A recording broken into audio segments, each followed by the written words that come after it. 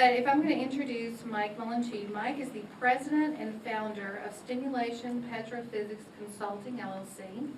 He has over 40 years of oil field wireline logging and formation evaluation experience. During his 25-year career with Halliburton, Mike helped develop techniques for the analysis of conventional and unconventional reservoirs and deriving mechanical rock properties used in stimulation design and optimization. Mike was involved with the development of software models used by Halliburton throughout the world to evaluate tight sands, shale gas, shale oil, and coal bed methane. He was also a leader of a multidisciplinary team to identify completion and stimulation best practices by conducting studies integrating core and pressure test results, petrophysics, stimulation techniques, and production. Mike has been involved with over 30 technical papers on formation evaluation and 1 textbook on coal bed methane. After retiring from Halliburton, Mike served as Chief Operating Officer for Realm Energy International, where he gained experience with government officials, potential JV partners, and investor relations.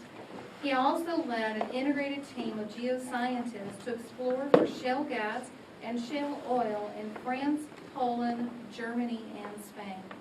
Since November 2011, Mike has consulted independently, performing petrophysical resource evaluations throughout the United States, Australia, Canada, UK, and South America. Mike holds a Bachelor of Science degree in Electrical Engineering from the University of Missouri, Rolla, 1976, and is a registered professional petroleum engineer in both New Mexico and Colorado. Please join me in welcoming Mike Mullen for his presentation.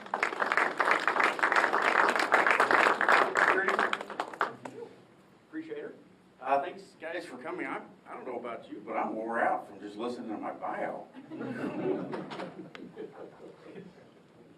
So we're going to take a little adventure down an idea that I've been working on as I've been doing completion optimization studies. Typically, I do the petrophysics part of the integrated studies, and Flotex asked me to do the study, so I'm going through. I have to be the database person as well as the data integrator. Wanted to start off with a disclaimer. Most of this data comes from DI Analytics. Well, all of it comes from DI Analytics. So any reference to EURs, if you disagree with an EUR that may show up with your company name on it, just realize it's public data. The only reason that I use it is calculated about the same way, so it's representative, and I don't want to make a statement that it's a value of your company. So bear with me on that one. So a little bit of group think here. How do you measure the best well? I guess we have some completion engineers in here. I'm not going to ask for a show of hands. The geologists might be overwhelmed in the group. But as a completion engineer, what do you think of? Help me out here. What do you think of as the best well? What makes the best well? What is your metric that you use? Highest NPV. NPV. I gave this talk to some of the chemists yesterday, and I had to go back. They called me on the carpet and they said, "What's EUR?" I'm going, "Ooh, wow, okay." Sometimes we talk in our code speak and we forget. Everybody may not understand it. So we have NPV. What's another metric? If you're a completion engineer. IP? Rate? Yeah. Okay, if you're the reservoir engineer for the company, what do you think your metrics are going to be? Rate of return? An economic factor? Anything else? Recovery factor or recovery? Ultimate EURs?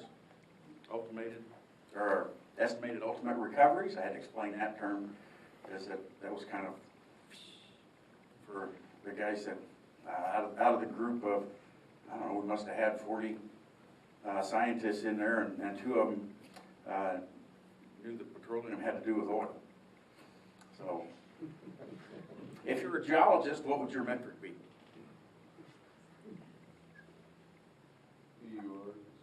EUR, reserves. We're kind of hitting a common theme. How come the engineers can't give me consistent results? Doggone it. They keep screwing up my wells. I'm sure your guys have never. If you're a frac engineer working for one of the frac companies, what would your metric be? Go screen out. Go screen out. More sand. More fluid. More's better. Horsepower. Yeah, more's better. So if you're a service provider, our host here is a service provider, how would they look at it? Profit. Well, they gotta have profit, or they're not gonna be able to have the nice kolaches and coffee. But their product's always better. And theirs is better than the competitors. Now we come to the management side of things. What does management want? Bonuses.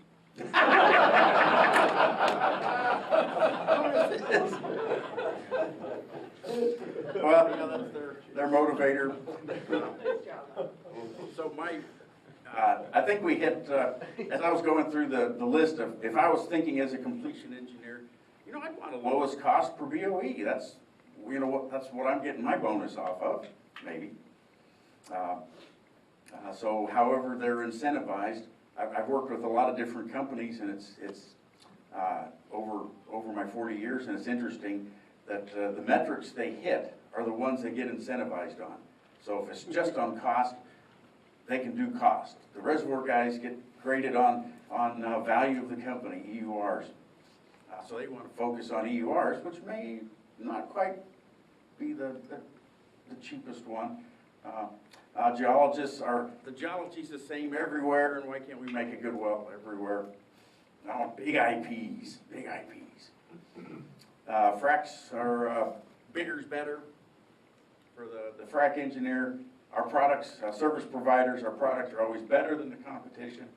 And management is always satisfied with everything that you do, right? They want high rates, they want high EURs, they want the lowest cost, and it's got to be predictable and reproducible. They don't want much. Oh yeah, and we live in a mechanical world, and oopsies happen. You deal with people, so it's not always easy to satisfy everybody's need of what is the best completion optimization or technique.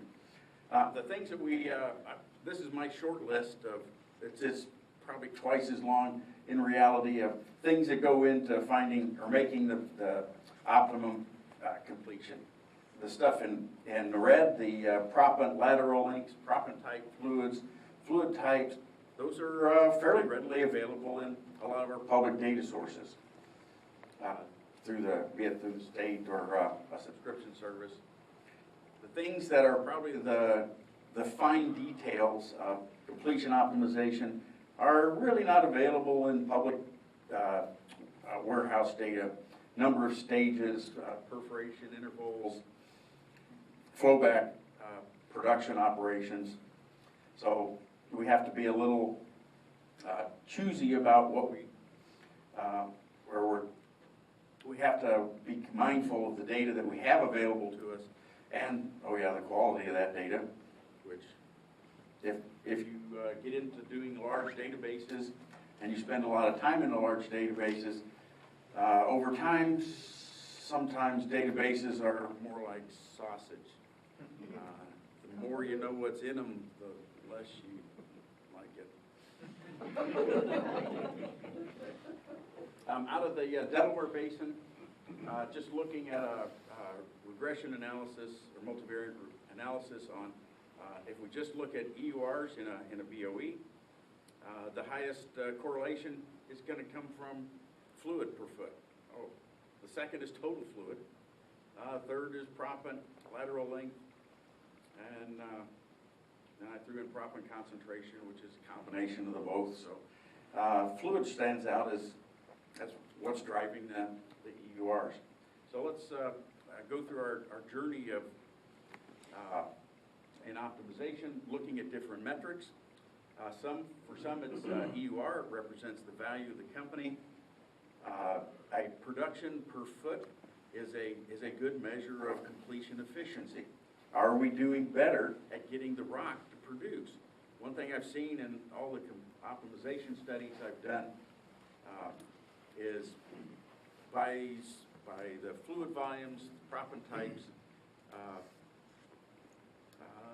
the same, if you would, hydrocarbon pore volume of rock will produce different volume of hydrocarbons in a barrels per foot scenario. So once we take into account the reservoir, we can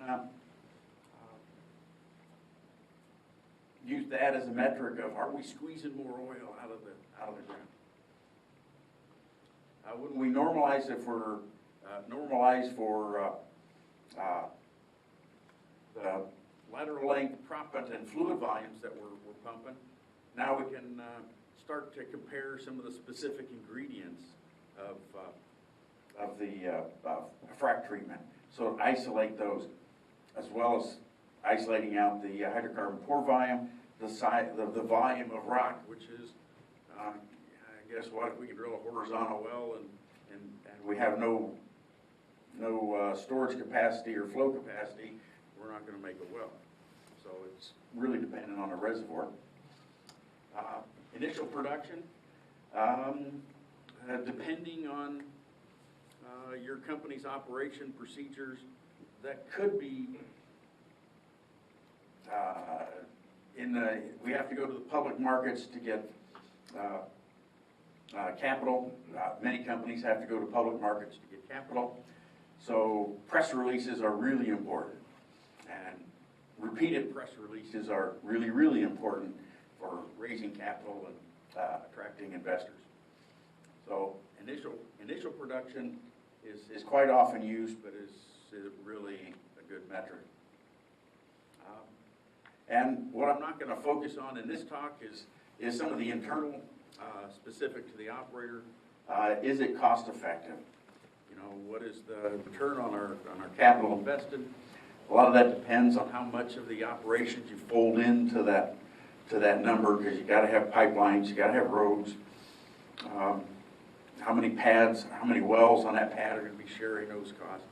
That gets a little fuzzy in a hurry, so I'm not going to focus on those. So going through our list of myths concerning completion optimization, the first one is data is readily available, it's easily accessible, and it's accurate. Anybody want a bridge across the Panama Canal? I can sell you one. They're not always easy and accessible or accurate, but it's what we got. So when we use public data sources, my recommendation is to be ruthless about your data scrubbing to get the weeds out of it. High IP equals EUR. So we'll take a look at that one. Longer laterals always make higher EURs. Catchphrase is always. The reservoir is constant along the lateral, and the lateral is always in zone.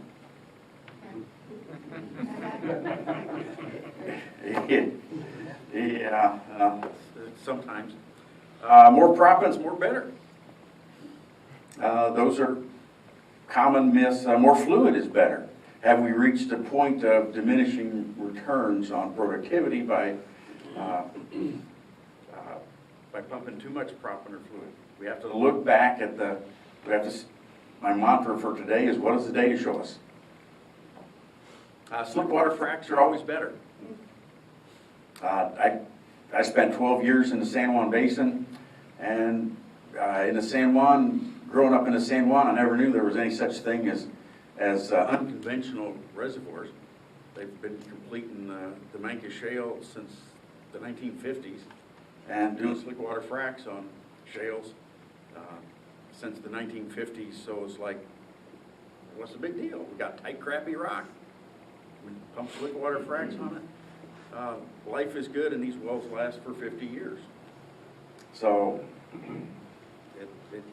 it's kind of seemed to take a resurgence that, ooh, you have unconventional rocks. And slick water fracs are new. Well, they've been around for a long time. And all frac stages are pumped as designed. Yeah. Somebody must have stumped their toe on that one once or twice. And all stages are producing equally. There's a ton of look-back studies out in the literature that kind of say to the contrary. But how do we know unless we check the data? Flowback doesn't matter. Flowback techniques don't matter, and production operations don't affect EURs.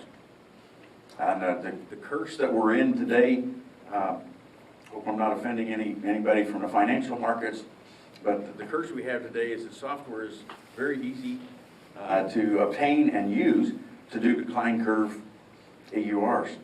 And so we'll have stock market analysts within the banking community that really aren't reservoir engineers, doing production decline engineers and assigning a value to your company, to your assets that may not be what you would, and a technique that you would agree to. And it's the same thing as using the EURs that come out of DI. They're probably not right. They may be representative. So completion optimization is often like trying to find the cat in the junkyard here. I hope your data structure looks a little bit different than this. It looks more like a 747, but we know the answer's out there somewhere. There's usually a lot of emotion attached. We're as engineers, we're very proud of what we do. We may have the data to support our decisions and guide what we do,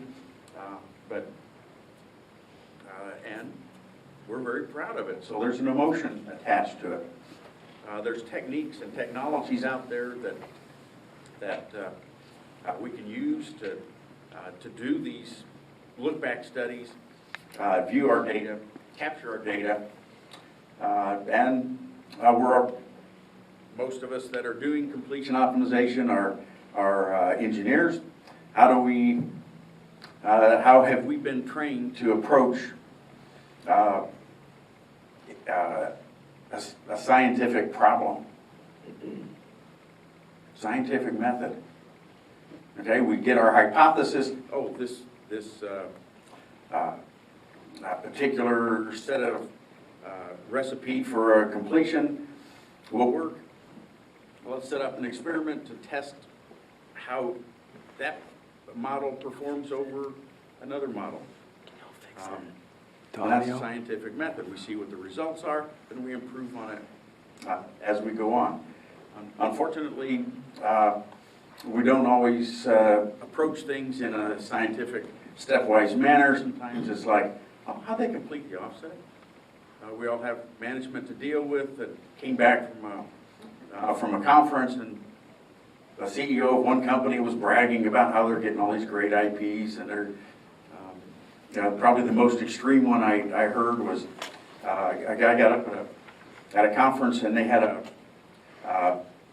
the pump for the breaker failed on the frac job, so they just decided to go ahead and pump the crosslink frac without any breaker. So you have 25, 30-pound gel that you just pumped into a tight gas reservoir with no breaker at about 120 degrees. So will it break on its own? So they made the decision since that well turned out really good, they made the decision across the company. No breaker, we're not going to pump breaker anymore. So the next area that the company worked on was in West Texas. Anyway, but that was their data set. So the only way to debunk some of these myths is what does the data say? So we're going to look at the data. So the data that we have to work with, the sources would come from service companies.